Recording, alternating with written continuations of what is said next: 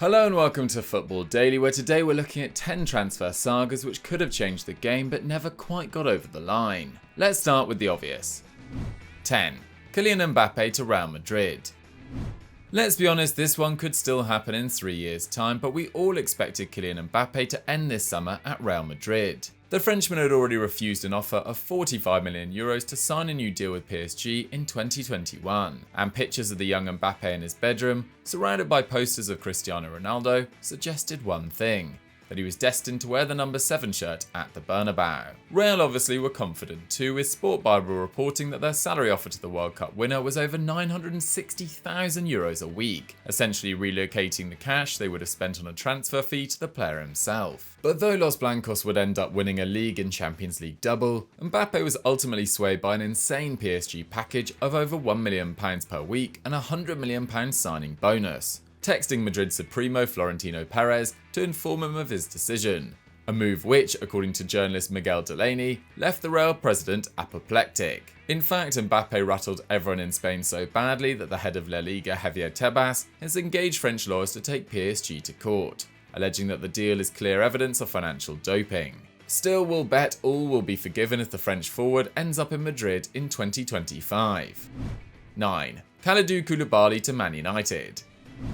4 years after Kalidou Koulibaly was first linked with a Premier League switch, the Senegalese defender is closing in on his 31st birthday and is still a Napoli player. That's strange, as the centre-back seems tailor-made for English football, with a huge frame, skill with both feet, and even a French passport, prompting Man United to offer £80 million for him in 2018. At the time, the Red Devils had a centre-back roster of Smalling, Jones, Lindelof, and an injured Eric Bailly, and Napoli president Aurelio De Laurentiis felt he could juice the veteran's price, with Chelsea and Barcelona also sniffing around. But even United were unwilling to stump up £100 million for a player who had just 1 year left on his deal, and turned their attentions to Harry Maguire, while Koulibaly signed a contract extension, keeping him in Naples until his 32nd birthday. Since then, he helped the partner pay end a 6-year wait for major silverware with the 2020 Coppa Italia, while their record of 31 goals conceded last season was a joint best in Italy. But given the money on offer, perhaps a huge fee would have been better than playing hardball. With the right investment, they might have brought Southern Italy its first Scudetto in 3 decades. 8. Nabil Fekir to Liverpool. With Diogo Jota and Luis Diaz now lighting up the flanks at Anfield, it seems that the Reds have their next front three all but settled. But Jurgen Klopp's side could have looked very different if they'd acquired Nabil Fekir from Lyon in 2018. Liverpool had been on a spending spree that summer, burning through their Coutinho windfall with big moves for Alisson, Keita and Fabinho. But they wanted a forward too, and Fekir seemed the top candidate. Fresh from 18 goals and 8 assists in Ligue 1, he was 25 and available for £53 million. And after personal talks with Klopp, the Frenchman even went through a medical, confirming he was fully recovered from a persistent knee injury. But at the 11th hour, his agent kicked up a fuss, reportedly demanding more money to push through the move, and Liverpool took umbrage, preferring to keep their powder dry. It all worked out well for them, with a Champions League victory that season, but Fekir took the disappointment hard, finding himself in a dark moment, and eventually joining Real Betis in 2019. Now 28, it's unclear whether he'll ever get the move his talent deserved. 7. Toni Kroos to Man United. David Moyes' time at Man United was widely regarded as a joke in England, but how different would things have been if he'd secured the signing of Toni Kroos?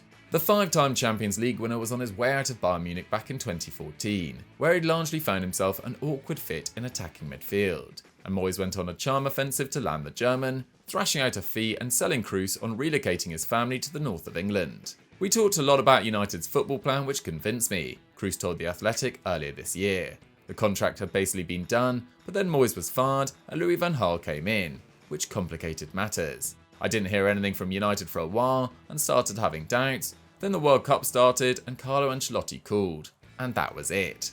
Kroos ended up at Real Madrid for just £25 million, filling the hole left by Xabi Alonso, and quickly establishing himself as one of the best distributors of the modern era. 8 years on, the world champion has played over 40 games in every season, lifted 16 trophies, and made the FIFA Pro World 11 3 times. United, meanwhile, have gone through another 4 coaches. 6. Sergio Aguero to Chelsea.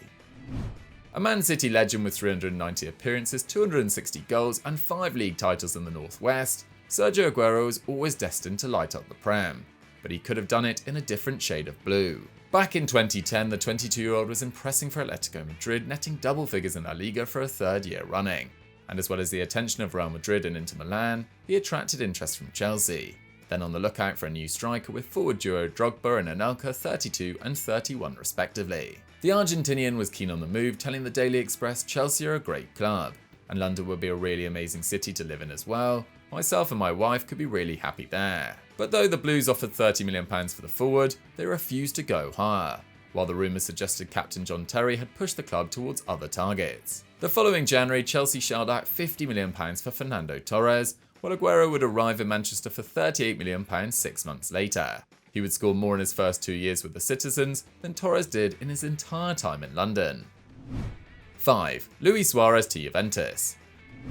You might remember Luis Suarez almost joining Juventus in 2020, when the Uruguayan was accused of cheating on his Italian citizenship test as he looked to smooth the move to Turin. But the legendary forward had first flirted with the old lady in 2012, after his first full season with Liverpool had ended in 8th place under Kenny Dalglish. Suarez himself had been good but unspectacular, delivering 11 goals and 3 assists in 29 starts, but it was already felt that he could hope for more than mid-table, and Juve, then coached by Antonio Conte, had just won Serie A unbeaten, despite a miserable frontline of Vucinic, Borriello, Matri and Quagliarella, with Matri finishing club top scorer on 10. At 25 and with trophies and cash in front of him, Suarez lobbied for the switch, but the Reds refused to give in, tasking new manager Brendan Rodgers with convincing the star to stay. Rodgers widely argued that Liverpool would build around Suarez, and the striker went on to bag 71 goals and assists in 66 league matches at Anfield before departing for Barcelona, where he won 13 trophies, including the treble in 2015,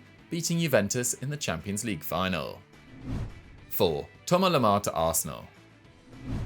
It's not transfer deadline day without an Arsenal scramble, with Thomas Partey, Kieran Tierney, Mesut Ozil and manager Mikel Arteta all signed in the final hours of the window.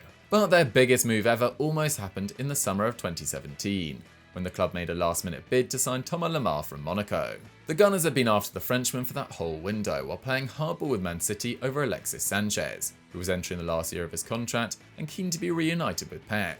But it was only in the final days of the summer that City got serious, offering Arsene Wenger £55 million for his 30-goal attacker and sending a medical team to Chile as Sanchez reported for international duty. That left Wenger with a boatload of cash but no time, and Arsenal were forced to try again for LEMAR, offering an insane £92 million for the 21-year-old while he was playing for his country in a World Cup qualifier against the Netherlands. The deal proved too complicated to close. Sanchez stayed another 6 months at Arsenal, and LEMAR would join Atletico Madrid a year later, going on to produce the same numbers of goals and assists over 4 years in Spain as he did in the 2016-17 season at Monaco alone. A bullet certainly dodged for the Gunners.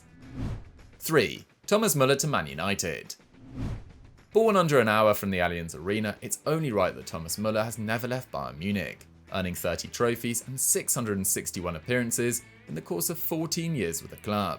But that could have changed back in 2015 when former boss Louis van Gaal, who had made Muller a starter in Bavaria, tried to pinch the attacker for Man United. The Red Devils had already failed with a move for Muller a year earlier, and having just finished 4th, knew they needed a big offer to tempt a man coming off a World Cup win and a season of 23 goal involvements in 28 league starts. So they suggested a fee of £84 million, just £2 million off Gareth Bale's then world record price, and a salary of £300,000 a week, and it might have been enough had Muller's wife Lisa not preferred to remain in Munich, where she and her husband run a horse breeding business. It was probably the right call. United came 5th the following campaign, taking fewer shots in the league than Sam Allardyce's Sunderland and firing Louis van Gaal, while Muller bagged 20 in the Bundesliga, going on to capture his 4th domestic double.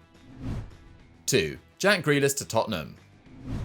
Now worth £100 million and a title winner, Jack Grealish is set to enjoy his prime under Pep Guardiola at Man City. But the Englishman might have had a different path, almost joining Spurs in 2018 for £25 million. At the time, Villa were in the Championship and Spurs were flying, having finished 2nd and 3rd in the 2 previous seasons. Mauricio Pochettino thought Grealish could be nabbed on the cheap, with the Midland side facing a huge tax bill after the exit of former owner Tony Xia. But while the Lily Whites negotiated for the then 22-year-old, Villa closed a takeover deal with billionaire businessman Wes Edens and Nassef Swahiris, who made their first move, blocking Grealish's transfer and tying him down to a new 5-year deal. The midfielder made the Championship Team of the Year that campaign, helping his club to promotion and beginning his ascent to superstardom, while Spurs didn't sign a single player that summer and lost the Champions League final to Liverpool the following May. Who knows where they'd be if they'd moved faster. 1. Steven Gerrard to Chelsea. Steven Gerrard's greatest contribution to Chelsea was the slit which handed them a 2-0 victory at Anfield in 2014, costing the Reds the Premier League title. But Mr. Liverpool could have had a larger place in Blues history, almost joining the club twice in the early years of Abramovich's ownership, when Jose Mourinho sought to solve the conundrum which had baffled England managers and pair Stevie G with Frank Lampard. With Makelele behind them, it might well have worked, and Mourinho's draw turned even Gerrard's head, the Liverpool captain handing in a transfer request in the summer of 2005. It seemed to make no sense. Gerrard had won the Champions League just 6 weeks earlier, and they'd been a Red since he was 8. But Chelsea were league winners, finishing 37 points ahead of the Anfield outfit, and were offering the lucrative deal Gerrard craved, as well as £38 million for his signature, then a British record, and a stark contrast to the Liverpool hierarchy quibbling over the star's £150,000 a week salary demands. Both he and Liverpool ultimately gave in, agreeing a 6-figure wage to keep things the same, but it nearly destroyed his legacy on Merseyside, with fans burning his shirts, spray painting traitor on the walls at Melwood, and Gerrard even offering to resign as captain. He never considered leaving again, and retired at Anfield with 749 appearances and no league titles. So guys, that was 10 of the biggest transfers that never happened. What did you guys think of the list? Personally, I thought it was excellent. Compliments to Patrick van Straten who put it together. Remember to like the video, subscribe to Football Daily, and let us know what you think about our brand new graphics for our top 10s put together by Danny Pape. Thank you very much for watching, and I'll catch you next time.